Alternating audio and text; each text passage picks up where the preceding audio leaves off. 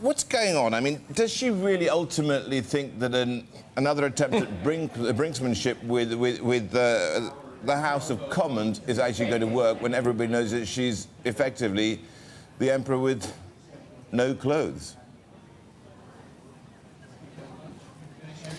Well, it's hard to find words to describe the shambles that British politics has descended into over the weekend.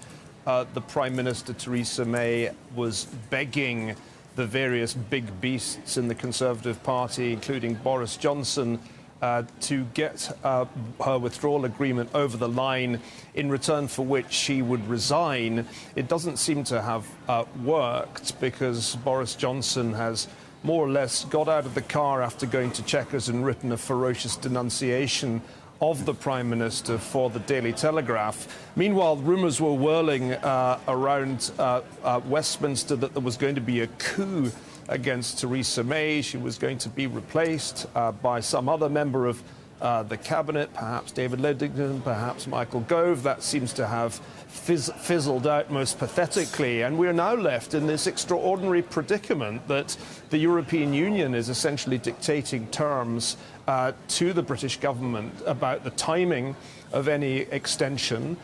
Theresa May seems likely to attempt one more time to get her withdrawal agreement through, trying to threaten the Remainers with a no-deal Brexit and the Brexiteers with no Brexit at all. And I would predict that it will fail again. I don't think she has the votes.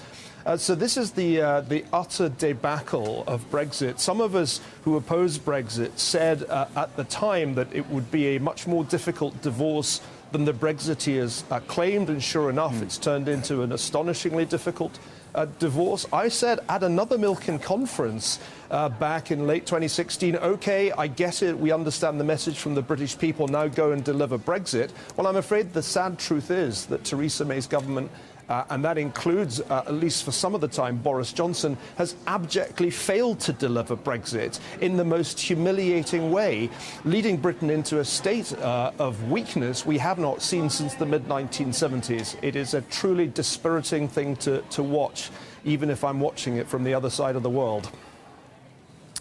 Neil, what do you think the headline's going to read on Theresa May by Friday?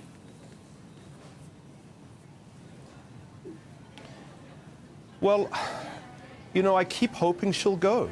She should have resigned after the first defeat for the withdrawal agreement, the first so-called meaningful vote, which was the biggest defeat in the history of the House of Commons. And in all previous eras in British politics, that would have been it. She would have had to resign.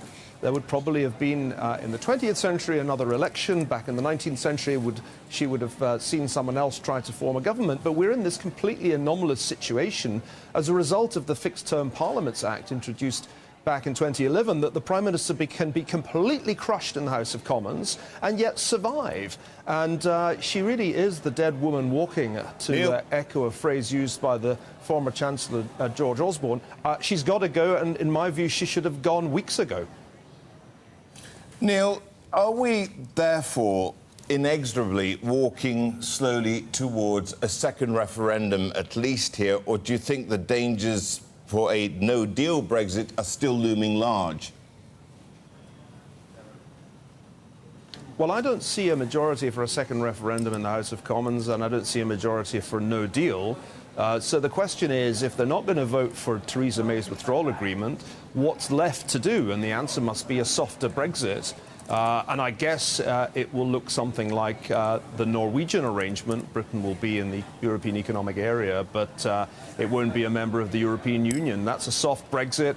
I think the implications are pretty dire for the Conservative Party, because I think it will leave a long-lasting division within that party, and it will antagonise a great many Conservative members and voters. But I can't see any other way out of this at the moment. By the way, I think a second referendum would be a disaster, because either you'd end up with the same result, which would achieve nothing, or you would end up overturning the 2016 result. And I think everybody who voted to leave in 2016 would feel deeply alienated and betrayed by that outcome. And I think that would have very long-term negative consequences. So I'm hoping there won't be another referendum. But it seems to me that we're almost inevitably headed for a softer Brexit than Theresa May negotiated.